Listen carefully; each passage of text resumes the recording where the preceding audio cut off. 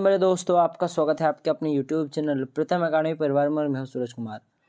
आज हम लोग जो आपका क्लास 10th का हिंदी का जो आपका ऑब्जेक्टिव का जो पेपर होगा ना, MCQ क्वेश्चंस टाइप के जो आपका एग्ज़ाम होगा, उसके लिए कुछ मोस्ट इम्पॉर्टेंट MCQ क्वेश्चंस पर बात करेंगे जो कि बहुत ही इंपॉर्टेंट है। तो चलिए स्टार्ट करते हैं। बेसिकली देखो, जो सबसे पहला प्रश्न आपके पास है कि नेताजी का चश्मा पाठ के लेखक है। तो नेताजी का जो चश्मा है किसने लिखा हुआ है, यही पूछा क्वेश्चन में। लेखक कौन है? तो स्वयं प्रकाश है, याद रखिएगा। नेताजी का चश्मा पाठ के आधार पर बताइए कि हवलदार साहब किसे देखकर आश्चर्यचकित हो गए। तो कैप्टन चश्मे वाले को देखकर आश्चर्यचकित हो गए थे, याद रखिएगा बात। नेताजी का चश्मा पाठ के आधार पर बताइए कि कैप्टन देखने में कैसा था। कैप्टन देखने में कैसा था? तो वो देखा जाए तो बेहद बूढ़ा था, साथ ही साथ मरियल सा था, पतला दुबला था, ठीक है। उसके साथ लंगड़ा भी था, याद रखने बात। यानी कि इनमें से सभी चारों का ऑप्शन आपका करेक्ट हो जाएगा। पान वाला किस बारे में बात करने को तैयार नहीं था। जो पान वाला था वो किस बारे में बात करने को तैयार नहीं था? तो कैप्टन के बारे में बात करने को तैयार नहीं था। हवलदार साहब के मन में कौतुक और प्रफुल्लता के भाव क्यों उठते थे? तो हवलदार साहब के मन में कौतुक और प्रफुल्लता का जो भाव उठता था, बेसिकली बदलते चश्मों को देखकर देखा जाता था कि चश्मे बदल जा रहा है भाई साहब। तो उसी को देखकर उसके मन में कौतूहलता और साथ ही साथ प्रफुल्लता, यानी कि वही समझ लो कि जानने की जिज्ञासा हो जाती थी। साथ ही साथ क्या बोलते हैं उसको लग जाता है ना, सरप्राइजनेस हो जाता था, ठीक है। तो ऐसी चीज़ें होती थी, ठीक है। कब? किसको देखकर? बदलते चश्मे को देखकर, मूर्ति के बदलते हुए चश्मे को देखकर, ठीक है। नेताजी की मूर्ति पर चश्मा लगाने का कार्य कौन करता था? या फिर प्रश्न ऐसे भी पूछा जा सकता है कि नेताजी की मूर्ति पर चश्मा कौन बदलता था? तो कैप्टन बदलता था, ठीक है। कैप्टन को क्या अच्छा नहीं लगता था? तो नेताजी की बिना चश्मे वाली मूर्ति उसको पसंद बिल्कुल भी नहीं थी, ठीक है। चलिए आगे बढ़ते हैं। क्या देखकर हवलदार साहब ने चेहरे पर कौतुक भरी मुस्कान फैल गई? या क्या देखकर जो हवलदार साहब उसके मन में, या फिर बोले कि उसके चेहरे पे कौतुक भरी मुस्कान फैल गई? तो बेसिकली पत्थर की मूर्ति पर असली चश्मा देखकर वैसा फैल गई। जनरली पत्थर का मूर्ति होता तो पत्थर का ही चश्मा होता है, लेकिन यहाँ पे पत्थर का मूर्ति पर ओरिजिनल चश्मा देखकर उसके जो चेहरा है उसमें कौतुक भरी हंसी आपके पास देखने को मिली थी, ठीक है।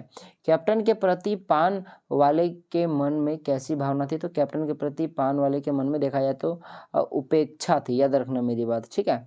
चलिए आगे बढ़ते हैं। सुभाष चंद्र बोस की प्रतिमा किस वस्तु की बनी थी? या फिर प्रश्न ऐसा भी आ सकता है कि नेताजी का चश्मा पाठ में नेताजी की प्रतिमा किस चीज की बनी थी? तो बेसिकली संगमरमर का बना था। दोनों का ऑप्शन आपका करेक्ट हो जाएगा। अब साइंस वाले, संगमरमर का रासायनिक फॉर्मूला क्या होता है मुझे कमेंट करके जरूर बताइएगा, ठीक है। अब भाई साहब, मैं साइंस का टीचर, ठीक है। अभी पंकज सर एब्सेंट है, इसलिए मैं हिंदी का ले रहा हूँ, ठीक है। तो भाई साहब साइंस तो निकलेगा ही। चलिए आगे बढ़ते हैं। लिखा है कि चश्मे वाला को लोग किस नाम से जानते थे? तो उसको कैप्टन के नाम से जाना जाता है। नेताजी का चश्मा पाठ में पान वाला किस तरह का व्यक्ति था? तो पान वाला जो था बेसिकली एक मोटा, हंसमुख और खुशमिजाज आदमी था, याद रखना मेरी बात। मोटा, हंसमुख और खुशमिजाज आदमी था।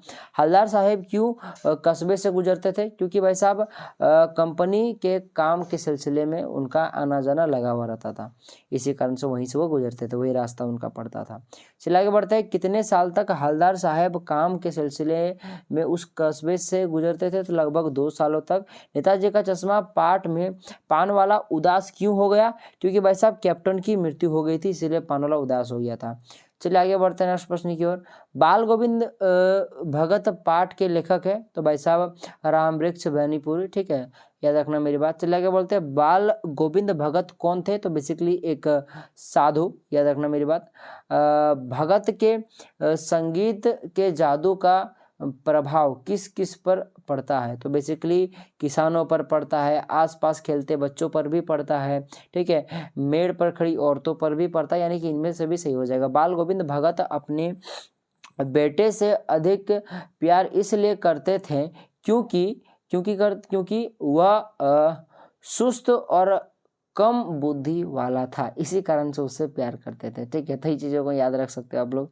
कितना अजीब अजीब प्रश्न आपको लग रहा होगा, लेकिन भाई साहब ये सभी प्रश्न इंपॉर्टेंट है, ठीक है। और जो बच्चे पाठ पढ़ेंगे उनको तो बड़ी मजा आ रहा होगा। बाल गोविंद भगत ने पुतोहू से बेटे के मृत शरीर को मुखाग्नि इसलिए दिलवाई क्योंकि वे सामाजिक रूढ़ियों को तोड़ना चाहते थे, कि भाई साहब औरत अग्नि नहीं दे सकती, इसको तोड़ना चाहते थे, ठीक है। और भाई साहब औरत को उतना अच्छा दर्जा नहीं मिलता समाज में, तो उसी को वो अपने बेटे का दाह संस्कार करने का देकर दिखाया कि ऐसा कुछ बात नहीं है, औरत भी किसी से कम नहीं है। चलिए आगे बढ़ते हैं। भगत गृहस्थ होते हुए भी वस्तुतः साधु थे, ठीक है ना, वो गृहस्थ होते हुए भी साधु जैसा जीवन यापन करते थे, ठीक है। बाल गोविंद भगत के गीतों में कौन सा भाव व्यक्त होता था, या फिर बोलो भाई साहब उनके जो गीत था उसमें किस चीज़ का झलक आपको देखने को मिलता था, तो ईश्वर भक्ति का भाव आपको देखने को मिलता था। खेतों में बच्चे क्या कर रहे थे, तो खेतों में बच्चे उछल रहे थे, ठीक है। बाल गोविंद भगत के कितने बच्चे थे, तो देखा जाए तो आपके पास एक बेटा था, ठीक है, माने कि अकेला एक बेटा था उसका।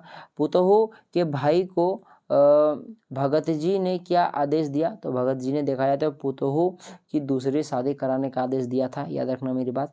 चलिए आगे बढ़ते हैं। बाल गोविंद भगत पाठ के आधार पर बताइए कि श्रम बिंदु का क्या अर्थ है, तो श्रम बिंदु का अर्थ पसीना होता है, याद रखना मेरी बात। अच्छा, तेरी गटरी में लागा चोर मुसाफिर जाग जरा, तो इस पंक्ति जो है ये किस कहानी से ली गई है, तो भाई साहब बाल गोविंद भगत कहानी से लिया गया है, याद रखना मेरी बात। लेखक बाल गोविंद भगत की किस विशेषता पर अत्यधिक मुक्त था, यानी कि जो लेखक था वो बाल गोविंद भगत की किस विशेषता पर अत्यधिक प्रभावित था, तो बेसिकली मधुर गाने पर। बाल गोविंद भगत पाठ के आधार पर बताइए रोपनी किसे कहते हैं, तो धान की रोपाई को कहते हैं रोपनी, ठीक है।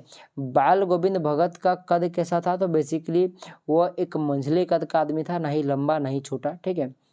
बाल गोविंद भगत किनको साहेब मानते थे, तो बेसिकली कबीरदास को साहेब मानते थे। बाल गोविंद भगत की संगीत साधना का चरम उत्कर्ष किस दिन देखा गया, तो बेसिकली जब उनके इकलौते बेटे की मृत्यु हो गई, तब उनका आपका देखा जाए तो असली उत्कर्ष देखा गया, ठीक है।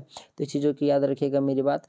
चलिए आगे बढ़ते हैं। बाल गोविंद भगत किस प्रकार का पाठ है, तो बेसिकली ये एक रेखाचित है, याद रखना मेरी बात। बाल गोविंद भगत मनुष्य को क्या मानते थे, तो बेसिकली एक आत्मा मानते थे, ठीक है। चलिए आगे बढ़ते हैं। बाल गोविंद भगत की दिनचर्या लोगों के अचरज का कारण क्यों थी, तो भाई साहब लोगों को उनका दिनचर्या अजीब क्यों लगता था, ये प्रश्न का यही मीनिंग है। तो वे खरे एवं सच्चे थे इसी कारण से, ठीक है। बोल दिया कह दिया, कभी मिथ्या नहीं बोलना है, एकदम सच्चे आदमी थे, ठीक है। तो इस कारण से, ठीक है। तो यही चीज़ें थी, ये कुछ इंपॉर्टेंट प्रश्न था। आई होप वीडियो आपको पसंद आएगा। वीडियो देखिएगा कभी भी तो स्पीड करके जरूर देखिएगा, इससे वीडियो देखने में और सुनने में भी अच्छा लगता है, साथ ही साथ देखा जाए तो आपका टाइम भी बचता है, ठीक है। और अभी तब एग्जाम का टाइम है, जल्दी आपका एग्जाम होने वाला है, ठीक है। तो चलिए कोई भी डाउट होगा तो कमेंट बॉक्स को लाइक कमेंट जरूर कीजिएगा। तो चलिए मिलता है अगले वीडियो में, तब तक के लिए जय हिंद, जय भारत और आपका दिन शुभ हो।